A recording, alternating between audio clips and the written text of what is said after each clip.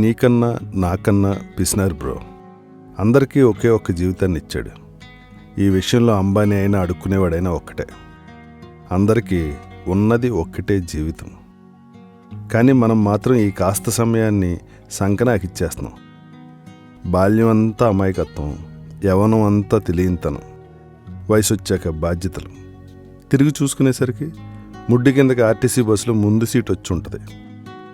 కానీ ఈ మొత్తం ప్రాసెస్లో జీవితాన్ని ఆస్వాదించడం మర్చిపోతున్నాం. ఒకప్పుడు ఐస్ క్రీమ్ కొనిస్తేనే ఎగిరి గంతులేసాం. ఇప్పుడు చేతిలో నాకౌట్ ఉన్న కిక్ రావటం లేదు. జాతరలో కొన్న రిమోట్ కార్ ఇచ్చిన ఆనందం ఇప్పుడు ఇంట్లో ఉన్న ఏసీ కార్ ఇవ్వటం లేదు. రంబలాంటి భార్య ఉన్నా ఇంకా మనకు కక్కుర్తి ఆగటం లేదు.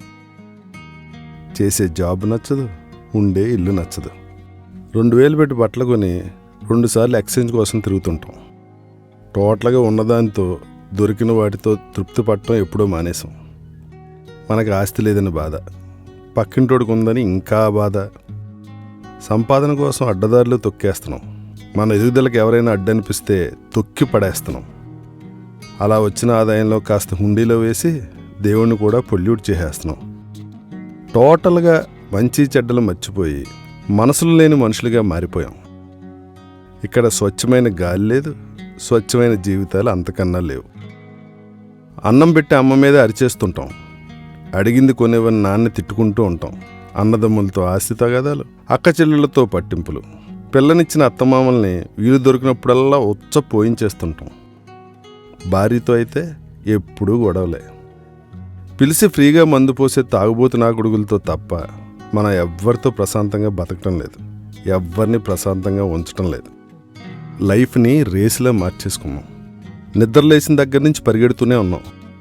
లేకుంటే మనల్ని దాటుకుని ఇంకొకడు ముందుకు వెళ్ళిపోతాడని భయం. కానీ ఒక్కసారి ఆ పిచ్చి పరుగు ఆపి చూడు. ప్రపంచం చాలా పెద్దది. ఇక్కడ ఎవడి టాలెంట్కి తగ్గ స్పేస్ వాడికి ఉంటుంది. కానీ జీవితమే చాలా చిన్నది. మిస్ చేసుకునే మూమెంట్స్ మళ్ళీ తిరిగి రావు మిత్రమా. నిద్రపోతే లేచేదాకా గ్యారంటీ లేని జీవితం మనది. రేపు మనం పోయాక మోయడానికి 4 కావాలి. బంతిలో కూర్చుని భోంచేయటానికి 10 మంది కావాలి. అయ్యో ఆయన చనిపోయాడా అని వాళ్ళు అనుకుంటే అది మన సక్సెస్. అబ్బా వాడు పోయాడంటగా అని ఆనందపడితే అది మన ఫెయిల్యూర్. సో అందరితో బాగుందాం, మనతో మనం ఫ్రెండ్లీగా ఉందాం, పక్కవారిని ప్రేమిద్దాం, ఉన్న ఈ కాస్త సమయాన్ని ఆస్వాదిద్దాం. ఎందుకంటే ఉన్నది ఒక్కటే జీవితం.